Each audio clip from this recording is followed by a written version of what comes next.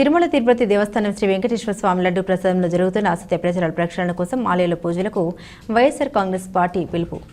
దాచేపల్లి పట్టణంలో రామాలయంలో వైఎస్ఆర్ కాంగ్రెస్ పార్టీ నాయకులు శనివారం పూజ కార్యక్రమాలు చేపట్టారు. అనంతరం వారు మాట్లాడుతూ తిరుమల పవిత్రతను, శ్రీవారి ప్రసాదం విశిష్టతను, టీటీడీ పేరు ప్రఖ్యాతుల్ని, హిందువుల మనోభావాలు దెబ్బతీసే విధంగా చంద్రబాబు వ్యాఖ్యలు ఉన్నాయని అన్నారు. ఎంతో పవిత్రమైన లడ్డులో జంతువుల కొవ్వు కలిసిందని, ఒకసారి కలవలేదని ఒకసారి కూటమి నాయకులు చెబుతున్నారు.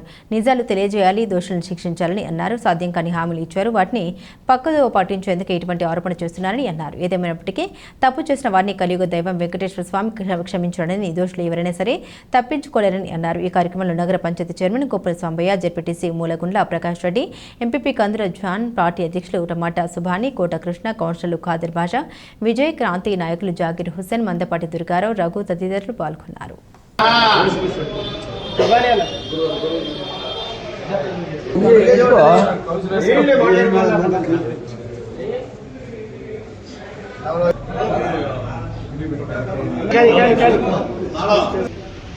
గురువు గారికి ఏం పేరు ఇక్కడ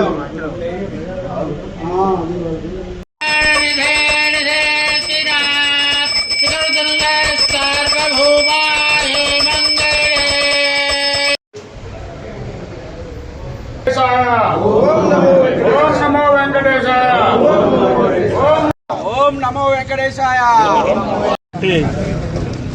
శ్రీ వెంకటేశ్వర స్వామి వారి లడ్డూ ప్రసాదంలో వచ్చినట్టు వివాదంలో మరి ఆ లడ్డూ ప్రసాదంలో కల్తీ ఉందని చెప్పి అభూత కల్పన చేస్తున్నటువంటి దాన్ని నిరూపించమని, ఎవరైతే దోషులు ఉన్నారో వాళ్ళని తేల్చమని ఈరోజు దాచేపల్లి రామాలయంలో మరి దాచేపల్లి మండల నగర పంచాయతీ నాయకులు అందరూ కూడా మరి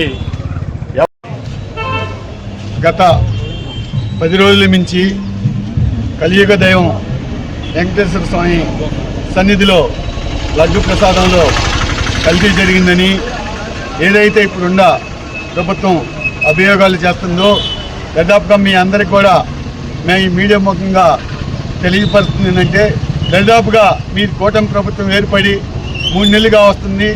3 నెలల నుంచి కూడా మీరు ఎక్కడ ఏమి తెలియనట్టుగా, మీరు నిమ్మక నీరెత్తినట్టుగా ఈరోజు మాట్లాడటం సమన్వయం కాదు. ఎందుకంటే ఏదైతే దైవభక్తితోని ప్రతి ఒక్కళ్ళు కూడా అన్ని మతాల వారు కూడా తిరుపతి లడ్డు ప్రసాదాన్ని ఆస్వాదిస్తున్నారు. కాబట్టి ఈరోజు ఆ లడ్డునే మీరే కల్తీ చేసి కల్తీగా మాట్లాడి ఈరోజు ప్రజల్ని తప్పుదోవ పట్టించడానికి మీరు ఇదంతా కూడా ఈ కూటమి ప్రభుత్వం ఏర్పడి మాట్లాడుతున్నారని కూడా కోట్లాది మంది భక్తుల ఆవేదనని, వారి యొక్క మనోభావాల్ని దెబ్బతీసి ఇక్కడ హిందుత్వాన్ని రెచ్చగొట్టే విధంగా ఇటువంటి వ్యాఖ్యలు చేసి ఇలాగా మీరు రాజకీయ కోణంలో చూడొద్దు, రాజకీయ కుట్ర పన్నొద్దని కూడా కూటమి నాయకులను కోరుకుంటూ, నిజంగా అందులో కల్తీ జరుగుంటే ఎవరైతే అపవిత్రానికి చోటిచ్చారో వారిని శిక్షించాలని, ఆ శిక్షించి మీరు మీ యొక్క నిజాయితీ నిరూపించుకోవాలని చెప్పేసి కూటమి నాయకుల్ని నిజంగా వేడుకుంటూ, ఆ స్వామివారిని కూడా వేడుకుంటా ఉన్నాం.